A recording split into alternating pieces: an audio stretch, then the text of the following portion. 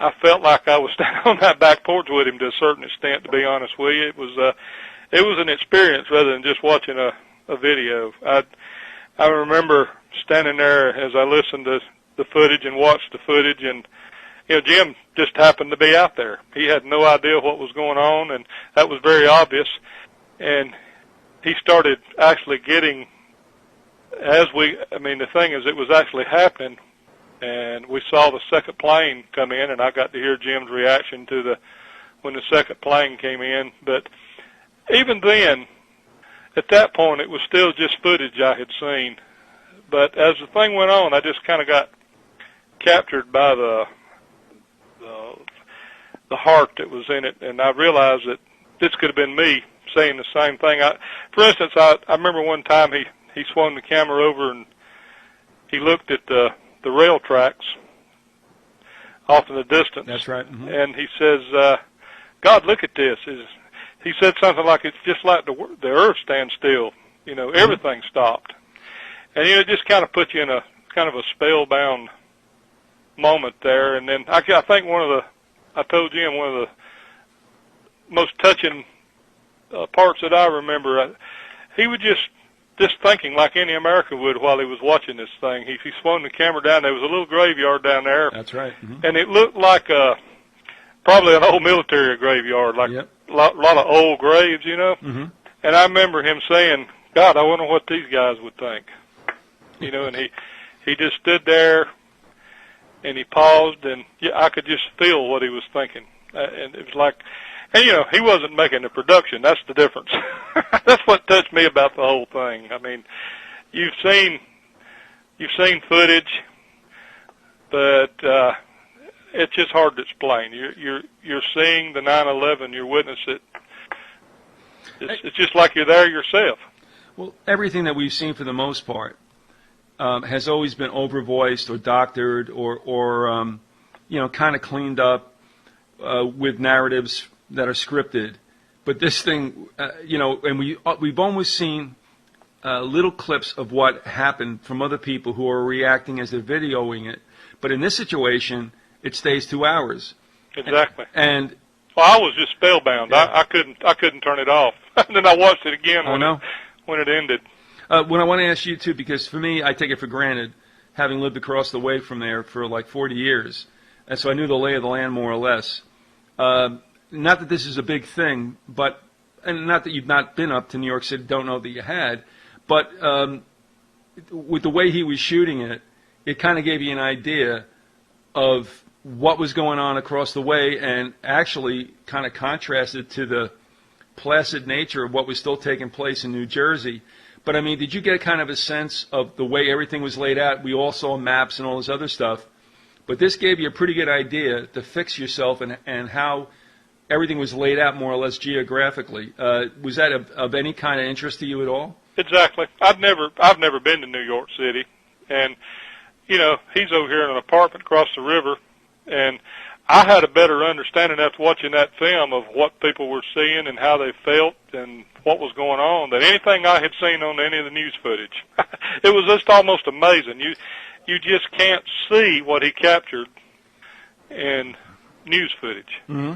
Because he wasn't trying to impress anybody. He was just, I don't know, I was listening to what was coming from his heart while he was shooting the camera, and I almost got to the point that when he would turn the camera, I could almost feel what he was going to say. It was I remember one time he looked around and he looked at the apartments beside him, yeah, mm-hmm. and there was nobody out there. And he said something like, "Where's everybody at?" You'd think the whole city would be out here standing on these things looking. It was just like all this was happening, and the city was at a standstill, and nobody even knew it. It was almost like when you throw a rock in a body of water, and you see how the concentric rings come out, and it takes a while to get back to you on shore. And the one thing I thought about when I looked at the video, and as he had said it, he kept panning down to whether it's the viaduct on the turnpike leading to the tunnels, whether it was people walking the street. When he did the pans to left and right, nobody seemed to be at their windows. Right. It almost like it took time, despite this era of electronic communications, It took time for what you would call the reverberations, the concentric rings, to come out from the trade towers and finally make their way into everyone's life over in New Jersey.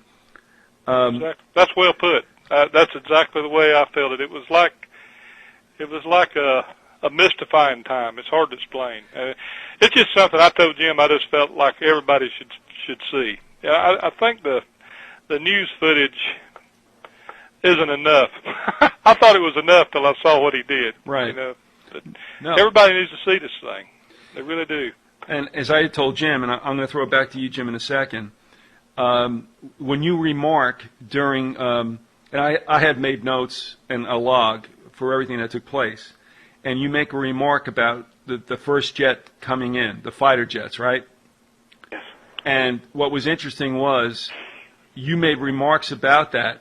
That was the only thing, that sound, that I picked up on that made me believe something was wrong somewhere. Only because where I was, I could not see the sky because, again, it was early September, and the tree-lined streets wouldn't let me see past the canopies, over my head. But I heard this thunderous noise, and I'm going, oh, man. My thought was that there was a passenger jet in trouble and was going to try to land at Teterboro, if you know where that is, right? Yes. And I'm like, gee, this is not good.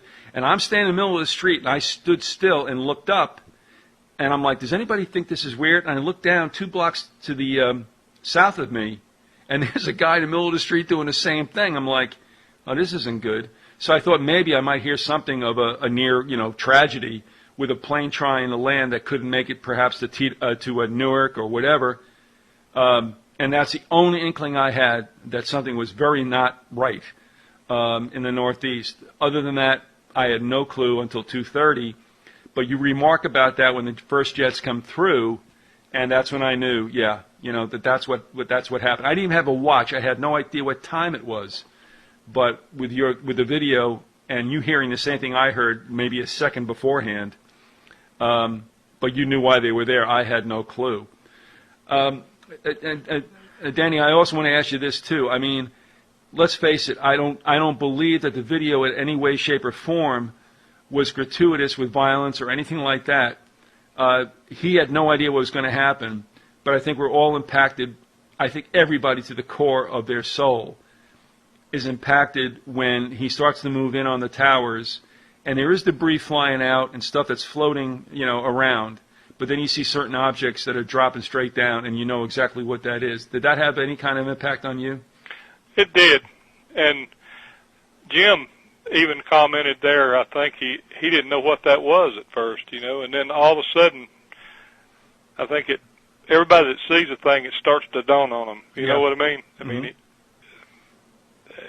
it just hits home. It really does. I don't know. It's he captured something there that I hadn't seen in any other footage, and it's like I say, it's not the best footage that I've seen of the planes hitting the thing or anything else, but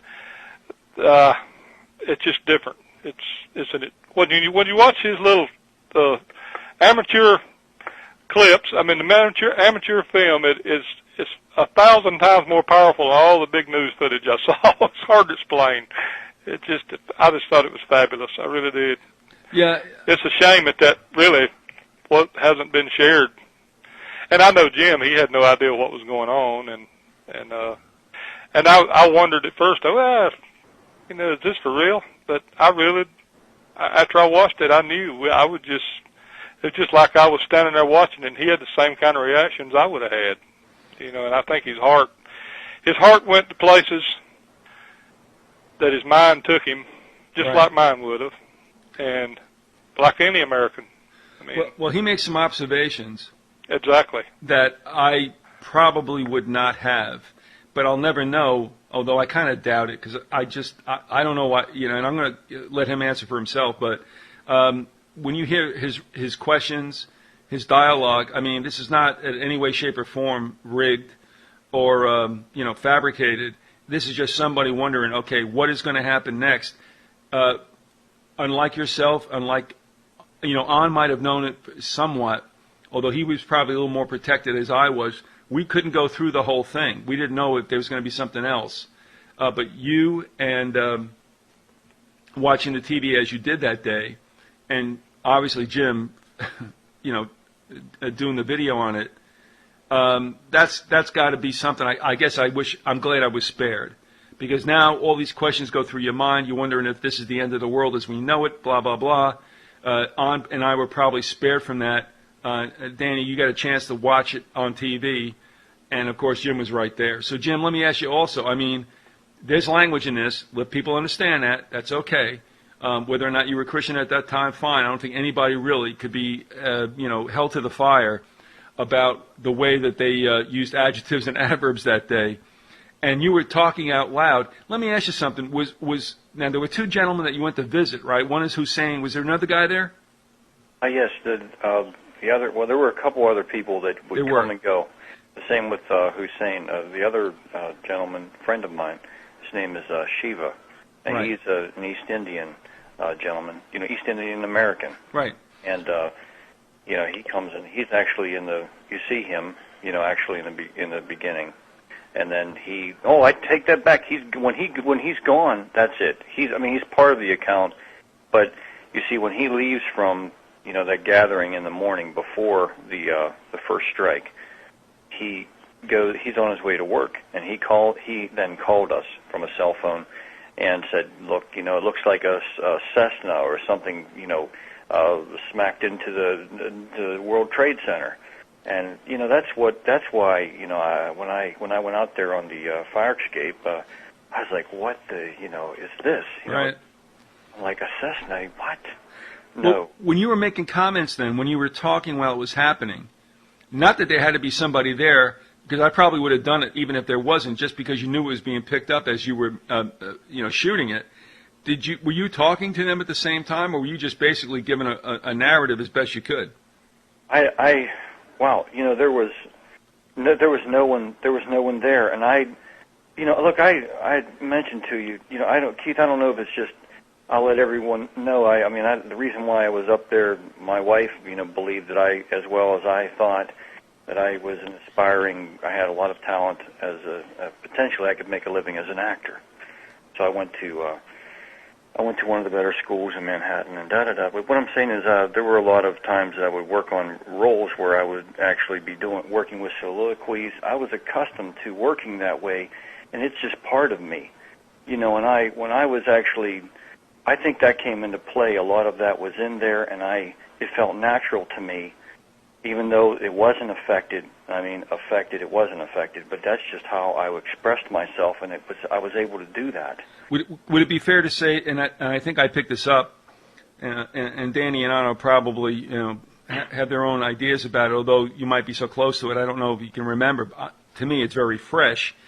And so I would say to you that there was a point at which you were freaked, and you're just trying to catch everything in. And then after the second tower hits, now, again, you get this resurgence of being freaked out. But at a certain point, and I think especially after you got the call into your wife, which is also on the audio there, and are hoping that she comes home and is safe, it seems like, in a sense, you had to steel yourself and settle down because there's something else that might happen. And then you got, I think, a bit more concerted and organized about what you were going to shoot. Would that be a fair assessment, or? I think so. I think everything. I know that everything that was happening was at a, in a way that I wasn't having to think about it. But that I would say that your assessment is right on. There was a sobering up. If I could put it that way. I really was looking for something else entering into that airspace, and thinking about my wife there. I was two minds. I'm looking at what's happening. I know what's going on there in front of me, but my wife is there too. She's, I can see where she's at, and I'm like, I'm seeing that thing, that iconic, the Empire State Building. It's there, and I'm like, what? Is this going to be the next, exactly. target? Right. So I'm of two minds there, and it was. If that had something to do with that, me, stealing myself up at that. Yeah, I think you're right, though, Keith. Yes. We're going to go around for last comments, if we could, as we draw close to the hour. We're going to run a little over. That's okay. But what I want to do is I want to first throw it to On. We'll end up with you, Dan. You get the last shot. But